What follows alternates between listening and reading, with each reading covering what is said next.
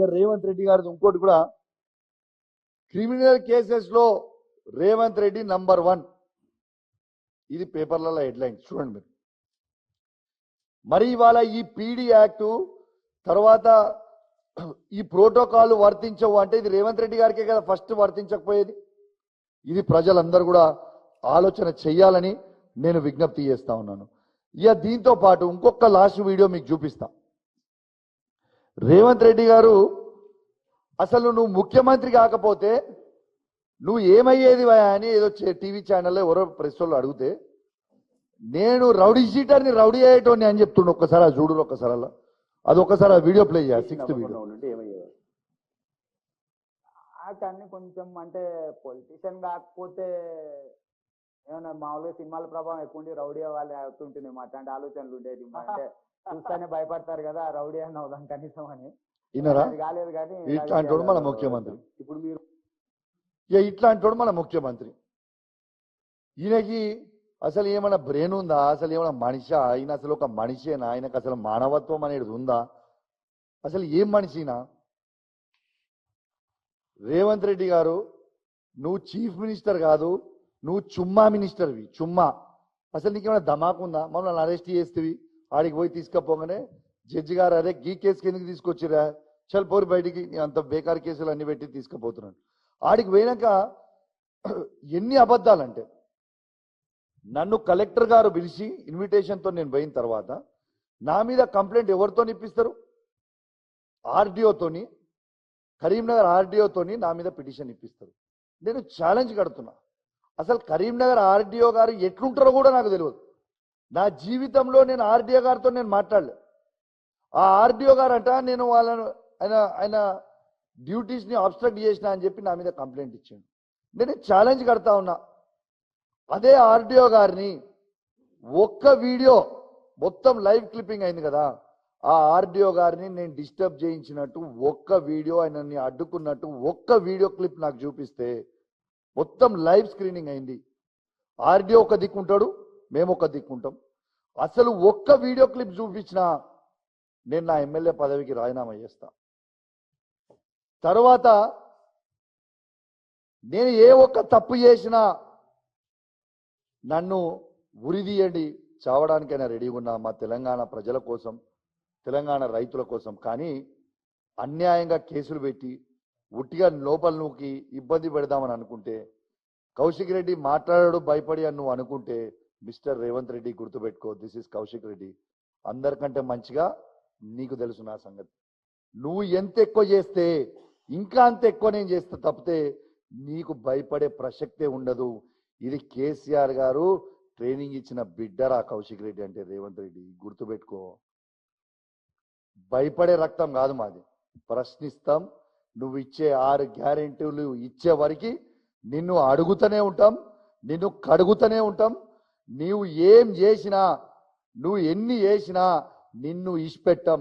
ఒకరోజు కేటీఆర్ గారి మీద కేసు అంటాడు, ఒకరోజు అరే ఒక వీడియో మిస్ అయింది బాస్, ఒక్కరోజేమో కేటీఆర్ గారి మీద కేసు అంటాడు, ఒకరోజు హరీష్ రావు గారి మీద కేసు అంటాడు, ఒకరోజు కౌశిక్ రెడ్డి గారికి కేసు అంటాడు, ఒకరోజు సంజయ్ గారి మీద కేసు అంటారు, ఒకరోజు మా బీఆర్ఎస్ పార్టీ కార్యకర్తల మీద కేసు అంటాడు.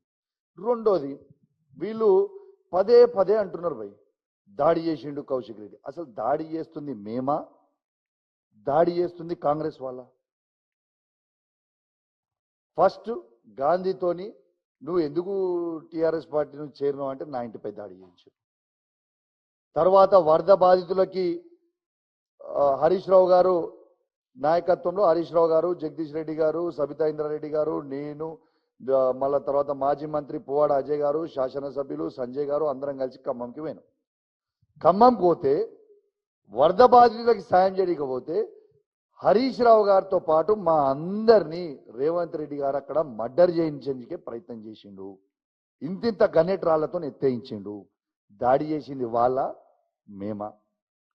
మా కేటీఆర్ గారు, మేము హైదరాబాద్లో ఒక ప్రోగ్రాం పోయి వస్తుంటే ఒక కాంగ్రెస్ పార్టీ గుండాలను ఒక 50 మందిని పెట్టి కేటీఆర్ గారి కారు మీద ఎక్కి దుంకిచ్చి మమ్మల్ని అటాక్ చేయించి సంపించే ప్రయత్నం ఆ రోజు చేసిండ్రు.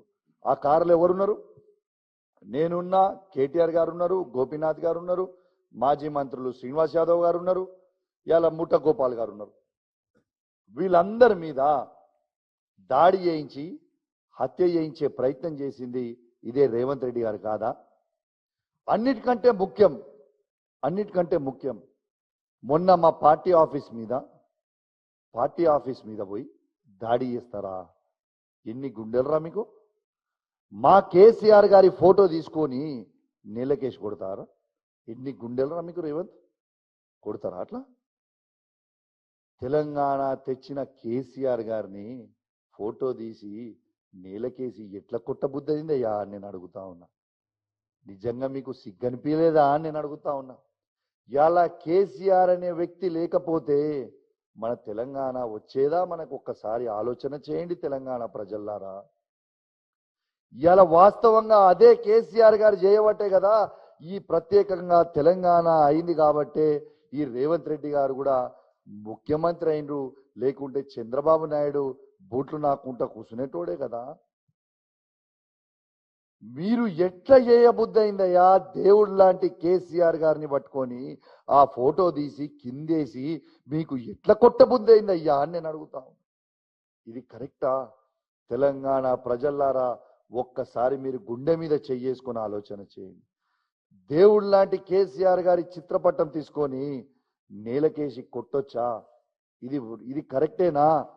ఇవాళ భారతదేశంలోనే తెలంగాణని నంబర్ 1 గా నిలబడిన కేసీఆర్ గారి ఫోటో, తెలంగాణ తెచ్చిన ఫోటో, తెలంగాణ తెచ్చిన వ్యక్తి ఫోటో కిందేసి కొట్టొచ్చా? ఇలా కేసీఆర్ గారి పేరు లేకుండా చేద్దామని అంటున్నాం. అది సాధ్యమేనా? తెలంగాణ తెచ్చింది కేసీఆర్ గారు కాదా? హైదరాబాద్లో సెక్రటేరియట్ కట్టింది కేసీఆర్ గారు కాదా? ఇలా 33 జిల్లాలు చేసింది కేసీఆర్ గారు కాదా? 33 కలెక్టరేట్లు కట్టింది కేసీఆర్ గారు కాదా? 33 మెడికల్ కాలేజ్ తెచ్చింది కేసీఆర్ గారు కాదా? యాదగిరిగుట్ట టెంపుల్ని అద్భుతంగా తీర్చిదిద్దింది కేసీఆర్ గారు కాదా? ఇలా రైతులకి రైతు బంద్ వేసింది కేసీఆర్ గారు కాదా? భారతదేశంలో ఎక్కడ లేని విధంగా 24 గంటల ఫ్రీ కరెంట్ ఇచ్చింది కేసీఆర్ గారు కాదా? ఇలా రైతు బీమా ఇచ్చింది కేసీఆర్ గారు కాదా? ఇలా కళ్యాణ్ లక్ష్మి 1,116 రూపాయలు ఇచ్చింది కేసీఆర్ గారు కాదా? 200 రూపాయల పెన్షన్ ని 2,000 చేసింది కేసీఆర్ గారు కాదా?